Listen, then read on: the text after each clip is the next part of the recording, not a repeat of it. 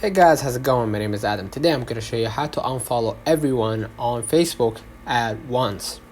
So first of all, what you need to do, you need to go ahead and click on your menu at the below right corner.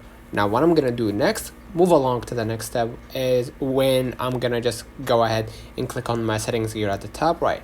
Alright, and from here just scroll a little bit down to the preferences, just go ahead and click the news feed. In the news feed you're gonna see favorites, snooze, and unfollow. Alright, just go ahead and click the unfollow right here, and you're gonna see all the people that you followed on Facebook, right? And just simply click on their name right here, and it says you are following that person. Just go ahead and click on their name and just click undo right here. I'm gonna just go ahead and click undo, and basically I unfollowed that person, right? If I just clicked undo, that means that I'm not following that person. Okay, so basically that's it. Let me know in the comments if this video helped you. Don't forget to like and subscribe, turn on the notification bell.